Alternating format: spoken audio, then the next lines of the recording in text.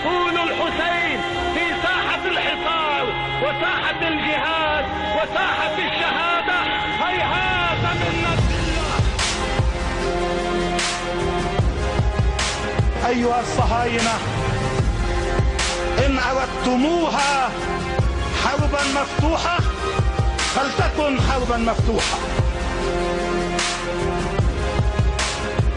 حزب الله والمقاومة الإسلامية في أتم الجهوزية لمواجهة أي عدوان محتمل. Es el movimiento de resistencia islámica del Líbano, Hezbollah. Su líder, Hassan Nasrallah, alza la voz para advertir a Estados Unidos que sus días están contados en la región. Alza la voz para advertir a Israel. Alza la voz para decir que es Estados Unidos la víbora y pide unir fuerzas para sacar a los soldados de Estados Unidos en cajas de muerto. ¿Cómo tomará esto Donald Trump? ¿Por qué Nasrallah lanza estas advertencias? ¿Qué se prepara en la región? Soy Roberto Lamadrid y desde aquí, desde una de las zonas con más alerta en el mundo, detrás de la razón. هذا الطاغوت لم يترك فرصة ومجالا لأحد إلا ليحمل البندقية. Así, a grito libre llama a sus fuerzas a aplastar a Estados Unidos. شعوب منطقتنا مدعوة للذهاب إلى المواجهة الأساسية مع الأصل، مع الأساس، مع رأس الأفعى، مع أم الفساد، مع رمز الاستكبار والطغيان والاستبداد المتمثل بالحكومات الأمريكية المتعاقبة وحاليا بإدارة ترامب، التي يعتبر بحق أعلى مصداق للشيطنة وللإرهاب وللتوحش وللعدوانية وللاستكبار والاستعلاء والعتو والإفساد في الأرض. Es Hassan Nasrallah, el líder del movimiento de resistencia islámica del Líbano, Hezbollah.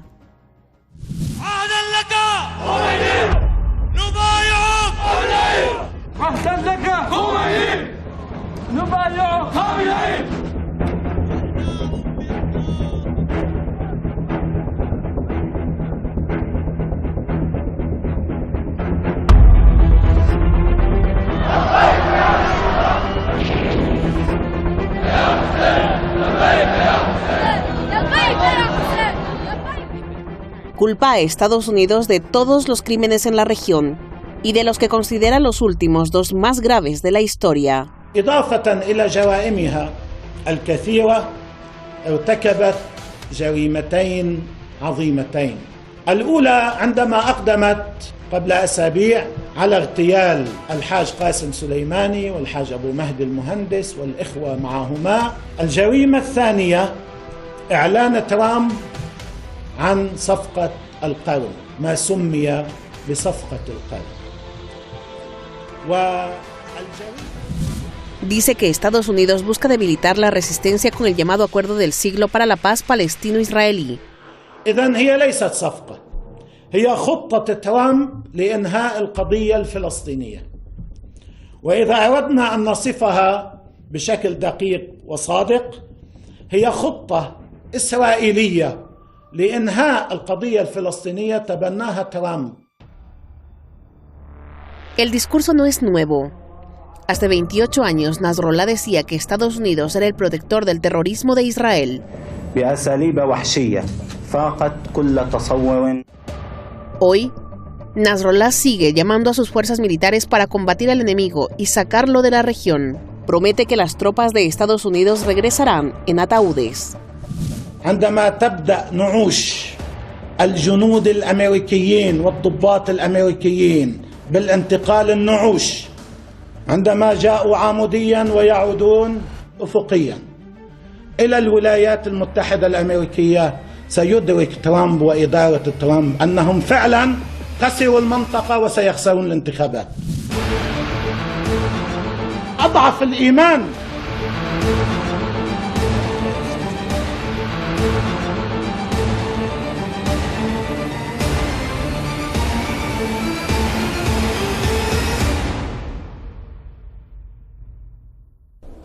Pues ahí está el documento. Muchísimas gracias al equipo de Detrás de la Razón. Muchísimas gracias a usted que nos está viendo siempre por estar con nosotros.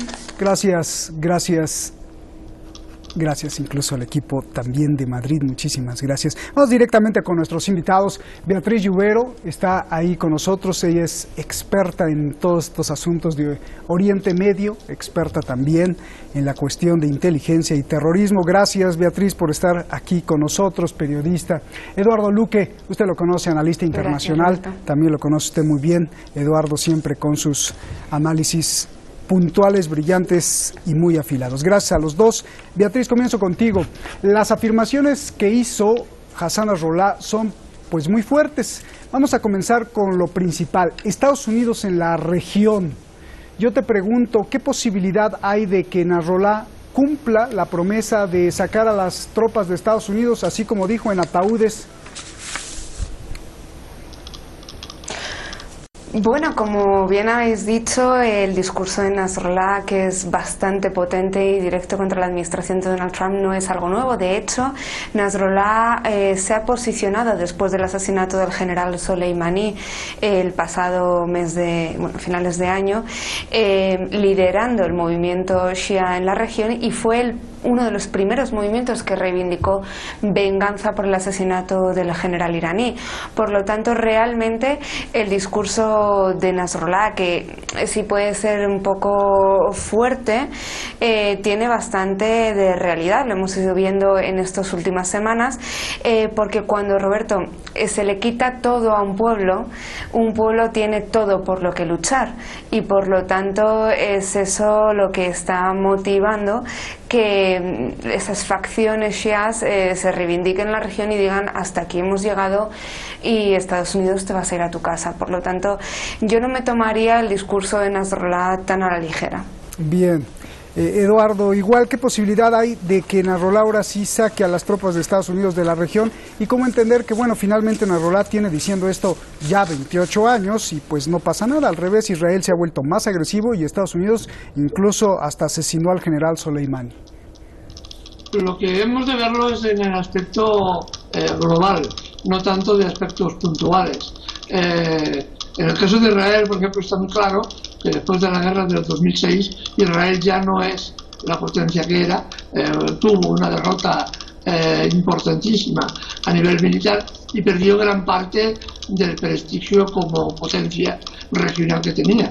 De igual forma, hemos de tener claro que normalmente los dirigentes de Hezbollah, cuando hacen algún tipo de manifestación, hay que tomársela con especial interés y con especial atención, porque normalmente, casi en el 100% de los casos, se cumplen algunas de sus predicciones. Lo hemos visto con los enfrentamientos contra Israel, y cómo Israel cada vez tiene más miedo y más respeto por la capacidad militar de Hezbollah, porque de no haberlo hecho, evidentemente, de no tenerla, quiero decir, Israel ya habría contraatacado. La opción de Hezbollah es de que puede llevar la guerra a muchos sitios. Oye, no, Eduardo, te voy a cortar un poquito. Ahora sigues porque se oye ahí un ruido como de un grupo musical o de unas percusiones ahí. Ahora lo arreglamos, no sé si esté ahí al lado de ti. Beatriz, ¿cómo reaccionará Estados Unidos con las advertencias de Nasrallah? ¿O no le importa nada? ¿O va a poner a sus tropas en alerta máxima? ¿O qué crees que pase? Porque esto es muy, muy, muy importante. Bueno, sí, realmente hay que tener en cuenta que Estados Unidos mantiene tropas tanto en Siria como en Irak como en Líbano.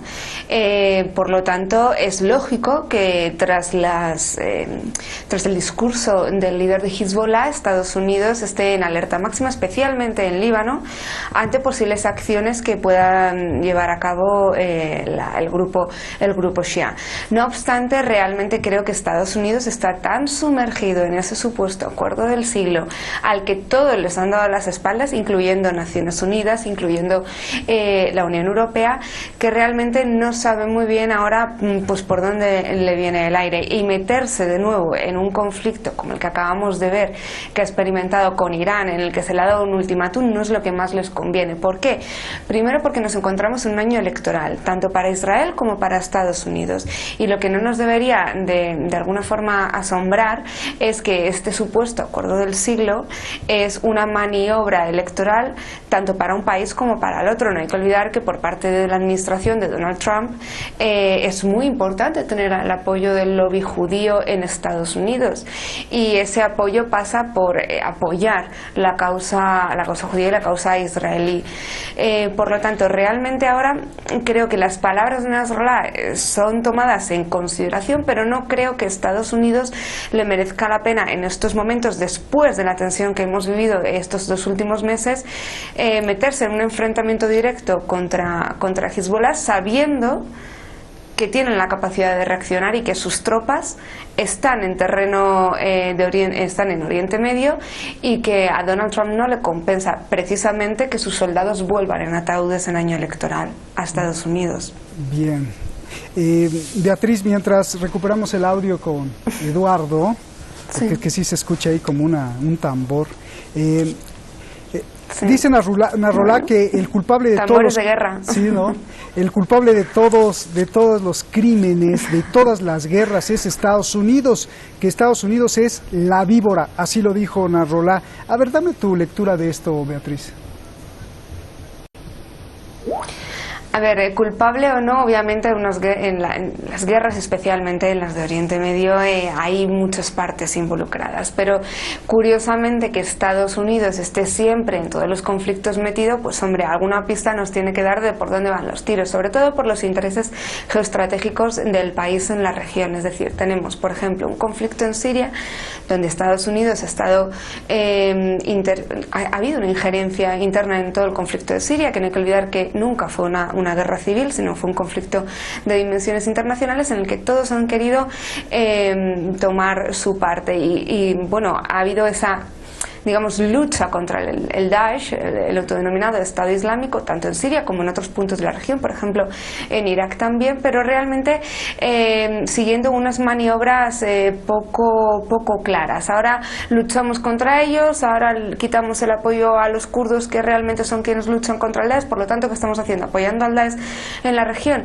Entonces, realmente, de una forma o de otra, esa injerencia de esos países con esos intereses, y hablo del caso de Estados Unidos, lo que hace de alguna forma es hervir ese caldo de cultivo para conflictos, y de hecho lo acabamos de ver ahora mismo en el conflicto que acabamos de ver estos últimos meses contra Irán. O sea, al final hemos estado a punto de entrar en un conflicto de unas dimensiones internacionales muy importantes, en el que ha tenido que mediar la Unión Europea, incluso parar los pies a Estados Unidos para decir, oigan, que es que no nos podemos permitir otra tercera guerra del Golfo, por favor. Entonces, si no es que sea directamente culpable, por lo menos una gran parte de la responsabilidad de los conflictos que tienen lugar en Oriente Medio, hombre, sí que la tiene. Eduardo, gracias, Beatriz. Eduardo, disculpa, es que sí se escuchaba ahí un tambor que no nos dejaba escucharte. Me estabas diciendo que Hezbollah podría llevar a guerra en muchas partes. Si gustas acabar la idea para preguntarte la siguiente.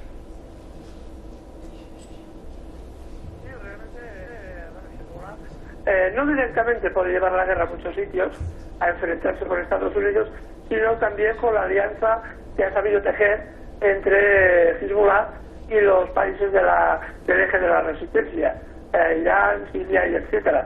A partir de ahí es que hay puntos de contacto que puede haber entre Hezbollah como tropa, como ejército, y las tropas desplegadas por Estados Unidos en toda la zona.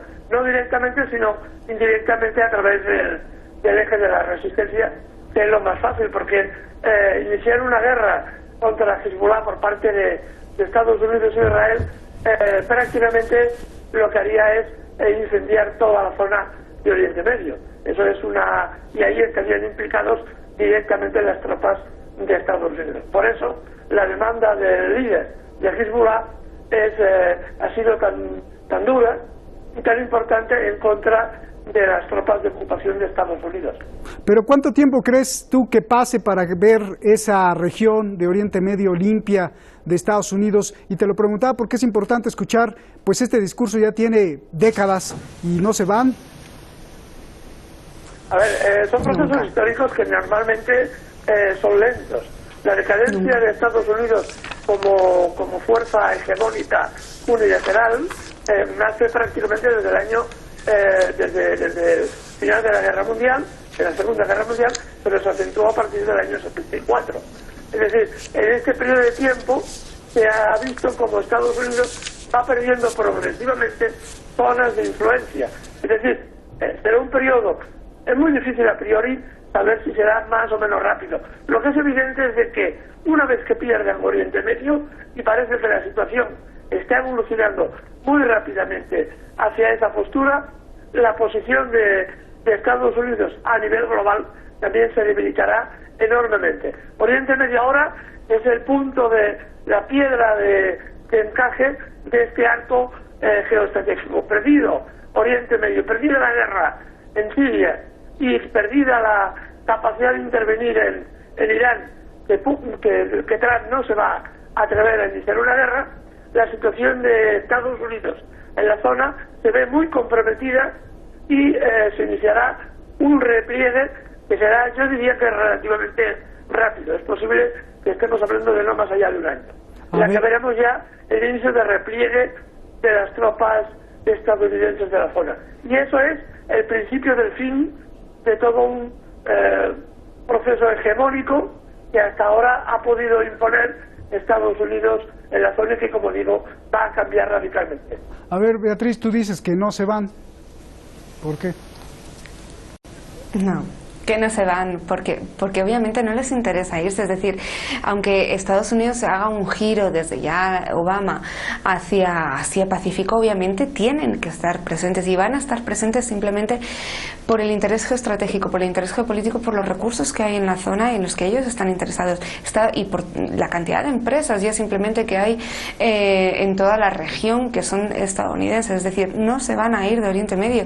Igual que el conflicto palestino-israelí va a permanecer estancado en el tiempo durante décadas. Es decir, llevamos desde el año 1948 con este conflicto estancado.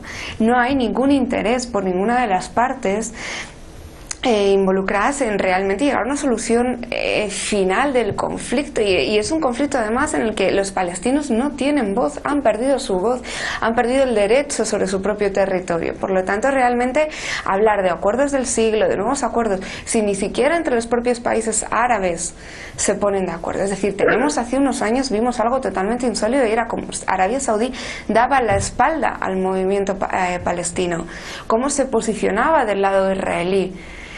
Por lo tanto, realmente ha llegado un momento el conflicto de tan estancamiento, que se ha enquistado tanto, en el que hay tantos problemas a nivel incluso nacional de los propios países que de alguna forma les compensa dilatar esto en el tiempo para seguir recibiendo fondos en ese proceso de negociación, que realmente el conflicto no se va a solucionar, y realmente lo que interesa a ciertas potencias es que la zona, no solo la zona, el conflicto palestino-israelí, sino que la zona permanezca inestable, que Irak permanezca inestable, que el conflicto de Siria no termine mañana ni dentro de 5 años.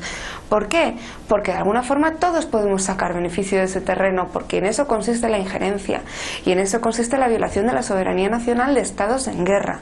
Y es lo que estamos viendo en todas las zonas de la región, como realmente se está aprovechando una circunstancia extrema para obtener un beneficio propio, un beneficio de las empresas, por ejemplo, que se están posicionando en el terreno y que no están dispuestas a irse.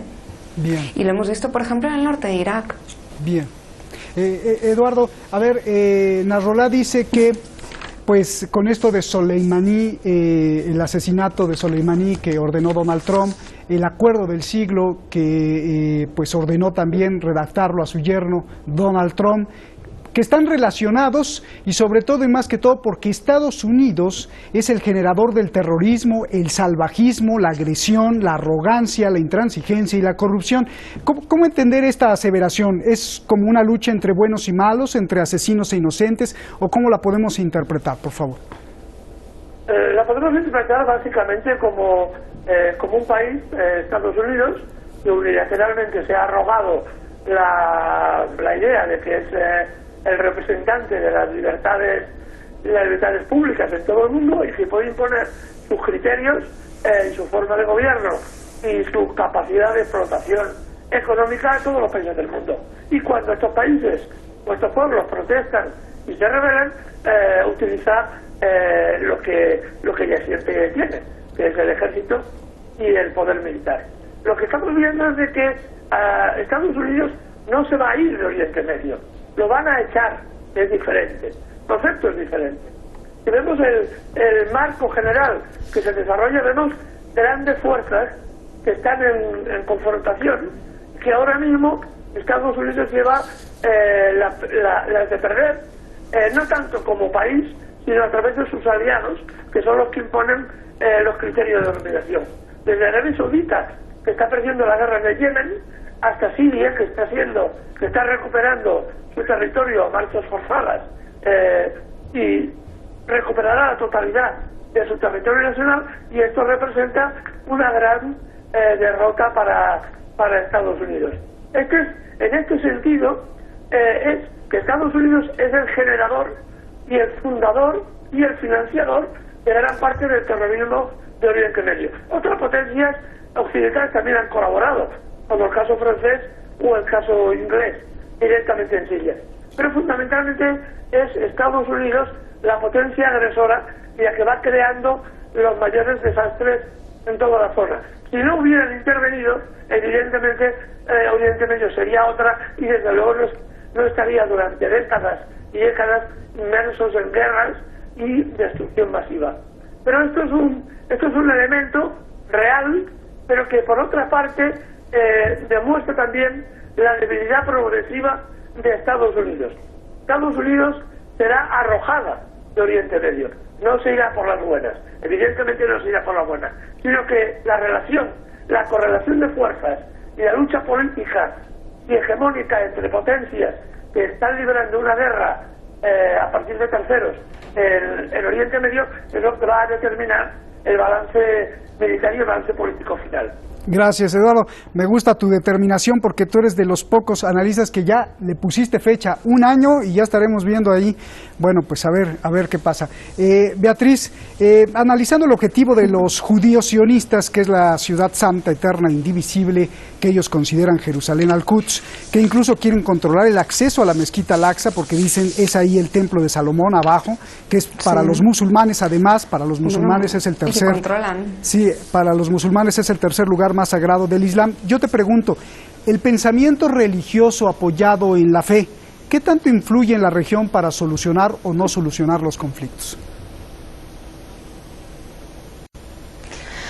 Bueno, realmente lo hemos visto en este nuevo acuerdo del cielo, como ni siquiera se plantea una solución de esa división de la capital, ¿no? Es decir, Jerusalén como capital única para los judíos. Por lo tanto, realmente el factor judío, el factor religioso, en este caso se ha ligado mucho al sionismo, y eso que son dos cuestiones totalmente diferentes. Una es la cuestión pragmática, es decir, política, y la otra es la cuestión religiosa, pero en este caso, y eso tiene mucho también que ver con qué tipo de lobby se está moviendo Donald Trump, va totalmente ligada, y no se plantean que pueda haber otra capital de un estado que no sea Jerusalén, independientemente de que hay más confesiones, ¿no? Cristianos, musulmanes, como bien has comentado. Por lo tanto, el factor religioso es determinante en este acuerdo, que por otro lado, como hemos mencionado, es que no apoya prácticamente a nadie, porque es que realmente no es un acuerdo, porque para un acuerdo tiene que haber dos partes, y en este caso solo ha habido una parte comprometida. Y esto nos lleva a que el conflicto en sí, si ya se extrapola fuera de Jerusalén, está enfrentando ya ya a otros sectores, está enfrentando a judíos, está enfrentando a musulmanes, está enfrentando a los shias con suníes en otras partes del conflicto, porque al final quienes están apoyando la causa palestina son los shias. Por lo tanto, realmente el factor religioso es muy importante dentro de este conflicto, sobre todo a la hora de exponerlo de cara a la opinión pública, no ya tanto dentro luego de los acuerdos a nivel papel, pragmáticos, ¿no? Pues muy bien, gracias, se nos acabó el tiempo, se nos fue. Yo me quedé con muchas preguntas, Eduardo. Disculpa, gracias. Un abrazo a los dos. Buenas noches aquí en Teherán y gracias a usted. Yo cierro con esto, cierro con una frase del imam Hussein, que es importante para identificar a los farsantes. Fíjese usted, dice, se abren las comillas, las personas son esclavas del mundo. Religión es lo que dicen defender. Usan la religión mientras les proporcione pues la vida, pero cuando los fieles se enfrentan a la verdadera prueba, o sea, a la hora de la verdad, los verdaderos solo son unos cuantos. Se cierran las comillas. Esta es una frase excelente, no solo para los religiosos, sino para todos, porque una cosa es estar profesando que uno es el bueno, que uno tiene la verdad, pero a la hora de la verdad, los que van al frente de la protesta, de la batalla, los que arriesgan de verdad su vida por la dignidad, los verdaderos son muy poquitos. Es muy fácil hablar y abrir la boca, es muy difícil hacer las cosas. Buenas noches.